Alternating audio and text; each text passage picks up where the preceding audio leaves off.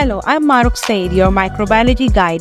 Let's explore in-depth micro techniques and uncover groundbreaking insight together on this educational journey into the fascinating realms of microbes.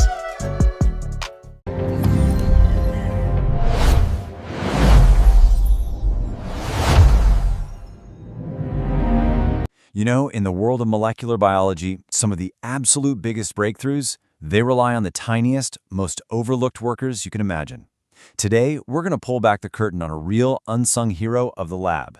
If you have watched till here, don't forget to subscribe to Family of Science Lovers.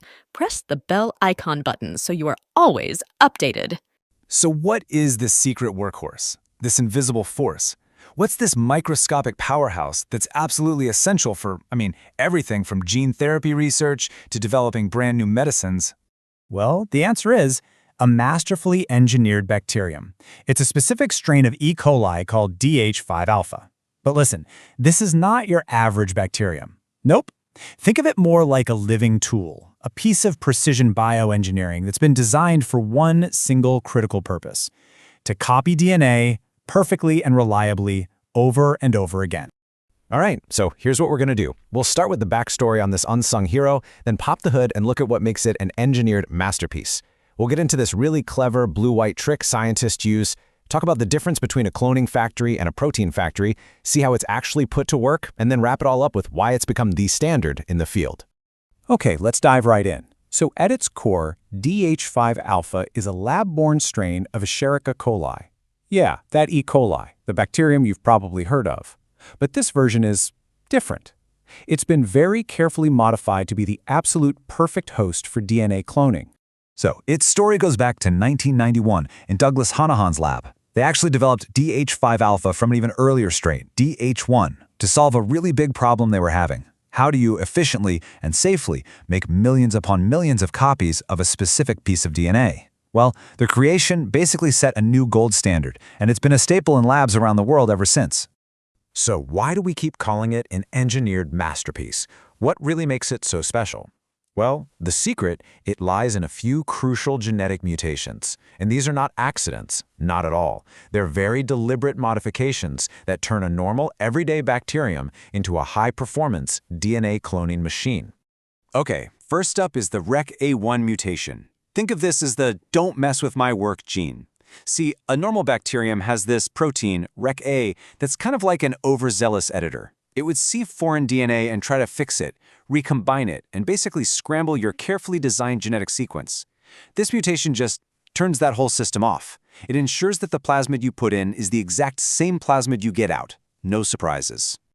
All right, next we have the END-A1 mutation. This one is all about protecting your hard work at the end of the experiment. When you're ready to harvest your DNA, you have to break open the bacteria. The problem is, there's this native enzyme called endonuclease I that would normally just start shredding your precious plasmid DNA to bits. It's like a built-in self-destruct button. This mutation just disables that button, which guarantees you get a really high-quality, pure batch of DNA. And the last big one here is the HSDR17 mutation. This is a really clever one. It's kind of like disabling the cell's immune system, or its security alarm. It turns off these restriction enzymes that are programmed to attack and destroy any DNA they don't recognize. But, and this is the key, it keeps the system that protects the cell's own DNA active. So you basically trick the cell into welcoming your foreign plasmid with open arms. So, let's just quickly put that all together. The REC-A1 mutation gives you stability. The END-A1 gives you a high-quality yield, and HSDR17 makes sure your DNA is accepted. Each one solves a huge problem. But see that last one on the list? The one that sounds like a robot's name. That Phe80D-Lax-Z Delta M15? Well, that is the key to one of the most elegant and clever tricks in all of molecular biology. Seriously, this next part is just brilliant. Okay, so you've gotten the DNA into the cells. Great. But not every single cell is going to accept your plasmid correctly. So the question becomes, how on earth do you find the needles in that massive haystack? Think about it. You are dealing with millions, sometimes billions, of tiny bacterial colonies. Picking through them one by one? No way, that's completely impossible.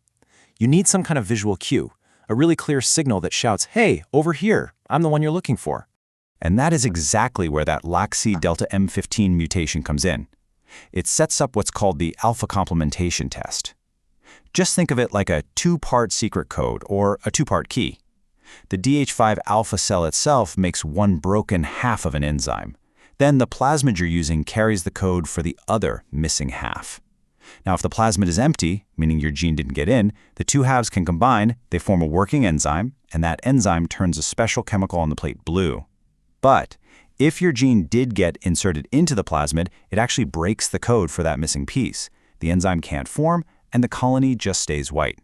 And it really is that simple. For this whole process, blue is bad. Blue means failure. The plasmid is empty. White is good. White is success. A white colony tells you right there that your DNA has been successfully inserted. It is just an incredibly elegant and, most importantly, visual way to find exactly the clone you're looking for. Download our Microbiology study app made for researchers like you. Okay, now here's something that's really, really important to get straight. We have to be clear about what DH5 is for. It's a cloning strain. It is not an expression strain. Its whole job is to make perfect copies of DNA. It's not designed to then make proteins from that DNA. That's a totally different tool for a totally different job. So think of it this way. You use DH5 with all its special mutations for DNA stability to act like a high-fidelity photocopier. You make millions of perfect copies of your plasmid. Then, once you have enough, you take that plasmid and move it into an expression strain, like the famous BL21, which is engineered to be a little protein-making factory. The bottom line is simple. DH5 is for making the DNA blueprints. BL21 is for actually building the protein.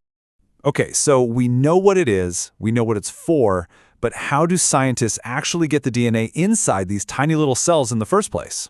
Well, the whole process starts by making the cells competent.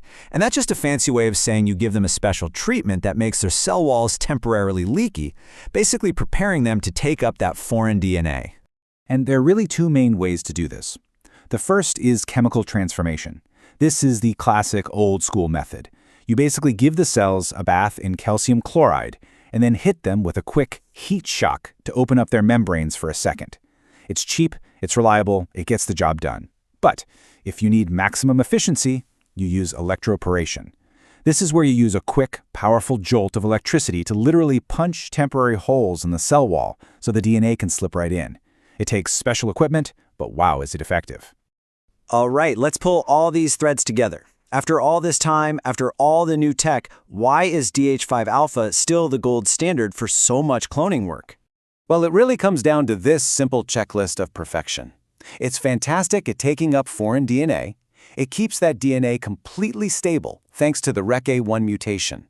You get a super high-quality yield of DNA because the NA1 mutation stops it from getting chewed up.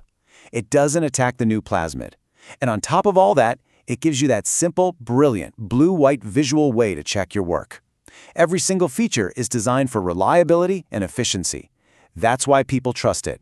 And, the numbers really do speak for themselves. Using a high-efficiency method like electroporation, you can get up to 1 billion successful colonies from a single tiny microgram of DNA. That level of jaw-dropping efficiency is exactly why researchers continue to trust it for their most important work. It's just the perfect example, isn't it? A tiny, microscopic organism, a truly giant impact. It really shows how a carefully engineered biological tool can completely change an entire field of science. So the next time you read about some amazing genetic discovery or a new biotech therapy, just take a second to remember the invisible workhorse that probably made it all possible. And it really leaves you wondering, right? What future breakthroughs, what discoveries we can't even imagine yet are being built right now on this very same invisible foundation. Thank you so much for watching. Don't forget to subscribe to my channel, press the bell icon button. Thank you.